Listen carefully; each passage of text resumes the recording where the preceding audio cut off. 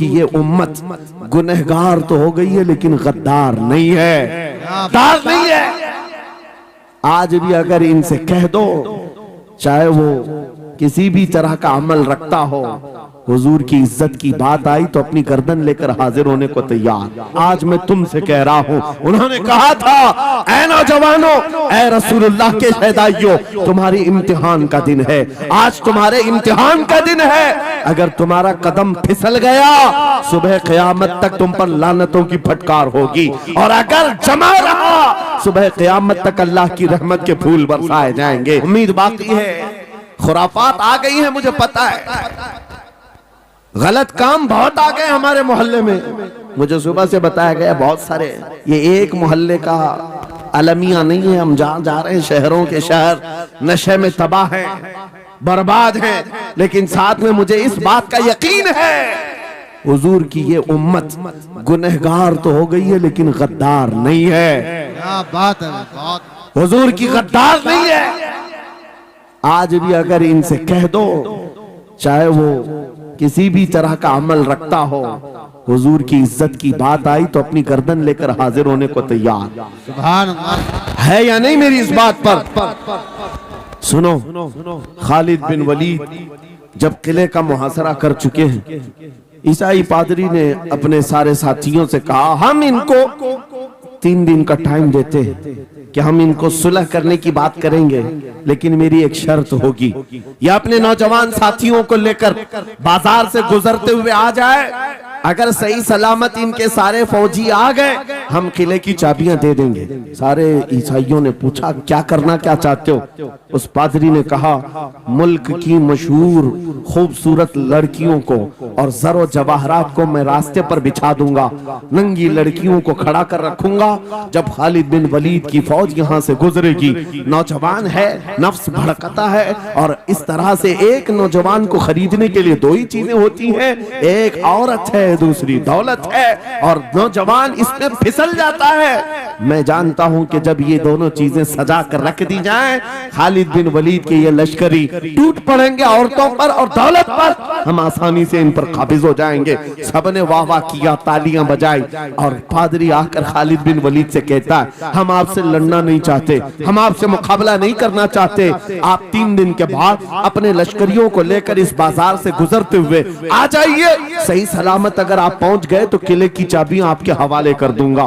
तवज्जो, खालिद बिन वलीद ने कहा, मंजूर है, ये शर्त मैं इत्तेफाक करता हूं। वापस आया, अपने साथियों से कहा, जंग नहीं करनी है, लेकिन एक ही शर्त उन्होंने रखा है, 3 दिन के बाद इस बाजार से गुजर कर हमें जाना है, लेकिन कोई ना कोई हरबा तो होगा, कोई ना कोई साजिश तो होगी, हर चीज के लिए तैयार रहना। खालिद बिन वलीद अपने उन नौजवान लश्करियों से कह रहे थे, ऐ नौजवानों, तवज्जो से सुनना इस बात को, आज भी दुनिया ये सारे हरबों पर अमल कर रही है हमारे साथ, हमारे नौजवानों के साथ। खालिद बिन वलीद के 3 दिन गुजर गए, ईसाइयों ने अपनी तैयारियां खूब कर ली, बाजार में ओरियां लिबास में, आधे लिबास में नंगी लड़कियों को खड़ा किया, सरो जवाहरात दौलत के अंबार बिछा दिए। जब खालिद बिन वलीद के सिपाही मैदान में गुजरते हुए उस बाजार में आते हैं, पहला कदम रखा था, नजरें पड़ गई, खालिद बिन वलीद रुक गए, पलट गए, अपने लश्करियों से कहा, वही आज मैं तुमसे कह रहा हूं, उन्होंने कहा था, ऐ नौजवानों, ऐ रसूलुल्लाह के शहदाइयों, तुम्हारी इम्तिहान का दिन है, आज तुम्हारे इम्तिहान का दिन है। अगर तुम्हारा कदम फिसल गया, सुबह क़यामत तक तुम पर लानतों की फटकार होगी, और अगर जमा रहा, सुबह क़यामत तक अल्लाह की रहमत के फूल बरसाए जाएंगे। नौजवानों ने पूछा, करना क्या है हमें, आज कौन से इम्तिहान में कामयाब होने का तरीका क्या है इस इम्तिहान में? खालिद बिन वलीद ने कहा, कुछ न करना, बस अपने रसूल की सुन्नत पर अमल करना। कहा, हम तो करते हैं, यहाँ क्या करना है? खालिद बिन वलीद कहते हैं, मैंने मेरे मुस्तफा करीम को देखा है, जब रसूलुल्लाह मदीने के बाजार से गुजरते थे, अपनी नजरें नीची करके जाते थे, थे। आज तुम बाजार से जा रहे हो, बस इस सुन्नत पर अमल कर लो, अपनी हया की नजरें झुकाकर चलना, फिर उसके बाद अल्लाह मालिक है। खालिद बिन वलीद के जोश और वलवले से भरी हुई ये तकरीर ऐसी असर कर गई। वो नौजवान एक दो नहीं थे, सैकड़ों की तादाद में थे, सर झुकाए बाजार से ऐसे चल रहे हैं। तारीख निगार कहते हैं वो इस तरह से चल रहे थे कि उनके सरों पर अंडा भी रख दिया जाता तो नहीं गिरता, न इधर हिलाए न उधर हिलाए, न इधर देखे न उधर देखे, और बराबर अपनी नजरें जमीन पर झुकाए हुए तेजी से चलते हुए उस किले के फाटक तक पहुंच गए। वहां वो पादरी साहब इंतजार में थे, भटक गए होंगे, औरतों से भिड़ गए होंगे, दौलत जमा कर रहे होंगे, मगर ये दीवाने ठुकराते हुए हर दौलत और उरियानियत को उस किले के फाटक तक पहुंच गए। पादरी सामने आया, किले की चाबियां वादे के मुताबिक खालिद बिन वलीद की गोद में डाल दिया और कहा, एक बात बताओ ऐ खालिद, एक बात तो बताओ, ये जो तुमने जमात, ये जो तुमने लश्कर जमा किया है सिपाहियों का, ये इंसान है या फरिश्ते हैं? इनके दिल है या नहीं? इनकी ख्वाहिशात है या नहीं? इनके जिस्मों में नफ्स है या नहीं? हमने मुल्क की सबसे खूबसूरत तरीन औरतों को खड़ा कर दिया था, दौलत को बिछा दिया था, इनमें से एक भी उसकी तरफ तवज्जो नहीं किया। खालिद बिन वलीद मुस्कुराकर जो जवाब देते हैं वो हमारा ईमान होना चाहिए। क्या जवाब देते हैं? फरमाते, नादान ऐसा ही उन आंखों को तू खरीदने की कोशिश कर रहा था जिन आंखों में पहले से जमाले मुस्तफा बसा हुआ। क्या बात है, सुभान अल्लाह, अल्लाह या रसूल।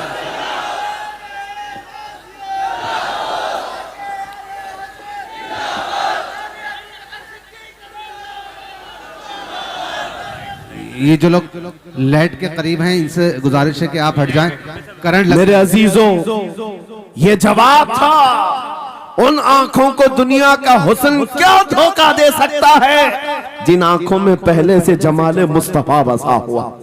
और तारीख ने बार बार ये गुमराह करने की कोशिशें की, एक बार नहीं, दो बार नहीं। कलयुबी में एक हिकायत है, हजरत शहाबुद्दीन कलयुबी ने लिखा है, तीन भाई एक ईसाई बादशाह की कैद में आ गए थे। तीनों सगे भाई थे और जवान भी थे। जवान ज्यादा है इसलिए खिताब कर रहा हूं, इसका मतलब ये नहीं है कि बूढ़ों के लिए कोई नसीहतें नहीं। इंसान है, नफ्स है, तो सबके लिए, सबके लिए। तीन जवान कैद में आ गए। बादशाह ने उनको ऑफर दिया कि मेरे दीन में आ जाओ, मैं सिपाही बना लूंगा, वजीर बना लूंगा, मगर वो रसूलुल्लाह के गुलाम थे, मेरे आका के शहदाई थे। कहा, इतनी आसानी में तो हम दीन नहीं बेच सकते। तवज्जो है नौजवानों, ये सब तुम्हारे साथ हो रहा है।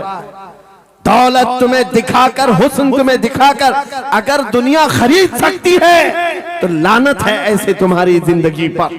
चुप है। फिर वो कैसा ईमान वाला है, कैसा मुसलमान है जिसने अपने नबी की मोहब्बत को हल्की चीज में बेच दिया?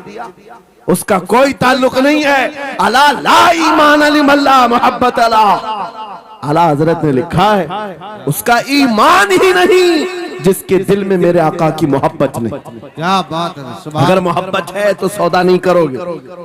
तीन भाई एक बादशाह की कैद में आ गए और उनको ऑफर दिया गया, दीन बदल लो, हमारे दीन में आ जाओ, छोड़ देंगे। सख्त थे, जमे हुए थे, डटे हुए थे। कहा नहीं, कहा जल्लाद को बुलाओ, कोड़े मारो। कहा तैयार हैं हम। इतना नहीं, बादशाह इतने गुस्से में था, जल्लाद को बुलाया और कहा एक कढ़ाई लाओ, तेल डालो और खौलाओ। तेल डाल करके खौलाया गया। जब तेल खोलने लगा, इन तीनों में से बड़े भाई को उठाकर तेल में डाल दिया। चलते हुए तेल के अंदर जब उस नौजवान को डाला गया तो फौरन दम जदन में रूह निकल गई, शहीद हो गई। दो भाई देख रहे हैं, अपने बड़े भाई की मौत देख रहे हैं। ये हालात आ गए, ये बातें याद रखना। थोड़ी देर के बाद बादशाह ने दूसरे से कहा, अब बताओ तुम्हारा क्या इरादा है? दूसरे ने कहा, अब तो और भी तुमने सख्त कर दिया इम्तिहान, हम तो अपने नबी को धोखा नहीं दे सकते और ना ही मेरे शहीद भाई को। बादशाह ने दूसरे को उठाया और तेल में डाल दिया, खोलते हुए तेल में डाल दिया। दो शहीद हो गए। तीसरा जो था वो 22 साल 25 साल के बीच का था। ये भरी जवानी है, अंगारा होता है। हर नौजवान को ये लगता है कि ये दिन हमारे ऐश के हैं। दुनिया में जहां चमकती हुई चीज को देखता है दिल दे बैठता है, माँ बाप से भाग जाता है, घर बार को छोड़ देता है, उसको हर अच्छी चीज बुरी लगने लग जाती है। ये उम्र बड़ी खतरनाक मंजिल पे आ जाती है। नौजवानों, जो इस उम्र में बच गया इंशाअल्लाह वो आगे भी बच जाएगा, आगे भी बच जाएगा। 22 साल का खड़ियल जवान है जिसके सामने उसके 2 भाइयों को खोलते हुए तेल में डाला गया। उसकी कैफियत क्या होना चाहिए? अब पूछा गया तुम्हारा क्या इरादा है?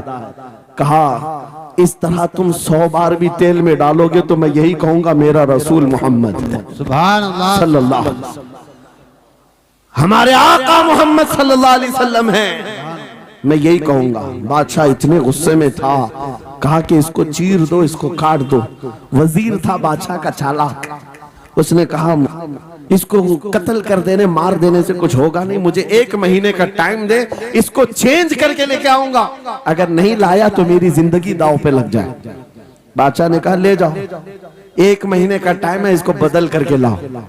वजह यह थी कि उस वजीर के घर में बड़ी खूबसूरत लड़की थी जिसके रिश्ते के लिए बड़े बड़े बादशाहों के शहजादों के पैगामात आते थे। वजीर ऐसा था कि इस एक नौजवान पर अपनी पूरी मेहनत सर्व करना चाहता था। घर लाया, कमरे में रखा, अच्छी ग़िज़ाएं दी, कहा मैं तुझे मारना नहीं चाहता, कुछ नहीं, तू अपनी जिंदगी में मस्त रह। उस नौजवान ने कहा ठीक है। उसके बाद अपनी बेटी को लगा दिया, ए बेटी तेरे पास तेरे बाप को बचाने के लिए एक ही काम है, इस जवान का दिल जीत करके ले आ, बादशाह से जो चाहे तुझे दिला दूंगा। उस लड़की ने कहा ये तो चुटकी का काम है मेरा। जिसके पास हुस्न होता है उसे ऐसा लगता है हर किसी को अपने दामे फरेब में फंसाएगी। इतना आसान नहीं है, हर कोई लट्टू नहीं होता। रात को जब ये लड़की आती, नौजवान मुसल्ला बिछाता सजदे में चला जाता। हर किसी को अपने दामे फरेब में फंसाएगी। इतना आसान नहीं है, हर कोई लट्टू नहीं होता। रात को जब ये लड़की आती, नौजवान मुसल्ला बिछाता सजदे में चला जाता। हर वो खड़ी रहती बैठी रहती, खड़ी होती बैठी होती, रात गुजर जाती, वो ओंग ओंग कर चले जाती। कितने दिन हो गए, रोजाना वो बात तक नहीं करता, सर तक नहीं उठाता, उसका सजदा लंबा ही होता चला जाए। जब वो चली जाए सजदे से उठ जाए। महीना गुजरने को आया, तंग आ गई, कहा उस जवान को, ए नौजवान, ए पत्थर दिल के लड़के, जरा उठकर एक बार मुझे देख तो ले।